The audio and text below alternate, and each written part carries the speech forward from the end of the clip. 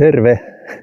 Nyt tein sen tuossa Nissanin pakusta, niin tein sen paikkamaalausvideo. Siitä oli niin helvetin hyvä, että vaikka ei ollut Nissanin myynnissä, sehän ostettiin multa käsistä pois. Ja no, Nissani oli sitten myyty viikko sitten ja kauhea paniikki, että nyt täytyisi saada pakettiauto. Kyllä nyt konemiehellä täytyy pakettiauto olla. Ja ajattelin, oli sellainen kuningasajatus siinä heti alkuunsa, että nyt mä laitan kaikki säästöt toi nippuun ja ostan kerrankin kunnollisen auton. Tuosta on vähän ajettu semmonen suht tuore Transit ja mä vähän tämmönen Latela Approved malli, eli Fordia löytyy.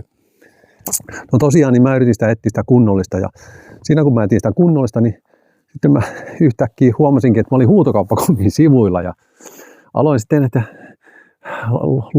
muuttaa suunnitelmaa, että ostetaankin sellainen oikein halpa ja korjataan sitten vähän enemmän. Että no sitten tuli viikonloppu alkoi tulemaan ja mä olin jo viikon ajanut vaimon autolla ja se alkaa kohta tarvitse itse autoon, niin oli pakko saada jostain.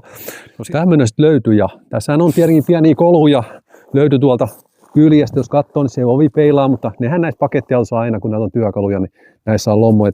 Sitten kun mä siinä innoissani tätä osteskelin ja tämä jengi oli lumihangesta, niin täytiin pieniä, mitä mä en huomannut, että tässä oli pieniä lommoja tässä, eli tässä Webastosta oli se, että toinen myyjä sanoi, että se on Webasto, että se ei toimi, ja toinen myyjä sanoi, että se ei ole Webastoa. Ja ei mitään, me sovittiin sitten kaupat tästä, näin se on kohtuuhinta, että oli Webasto tai ei, niin jos se on rikki, mä korjaan sen, ja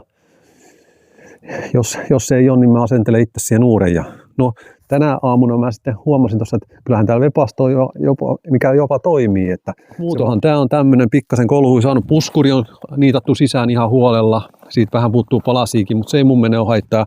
Sitten tässä on tämmönen hieno konepellin pika-aukaisu. Tää on ihan varmaan tilattu lisävarustena Fordilta nämä näin, kun on niin tyylikkäät tämmöiset. Ei tarvitse sitä avaimella availla. Ja muuton siinä on, tietenkin se on työkäytössä ollut ja ajettu reilusti, niin kyllä siitä käytönjäljet näkyy, mutta kelpaa se mulle, että saadaan taas romut kulkemaan. Et semmonen, että nyt mä ajattelin siihen sijoittaa tonnin pari, että mä huolella ja korjailen kaikki viat, mitä mä tiedän siitä, niin eiköhän sillä taas homma toimi, että jatketaan tästä.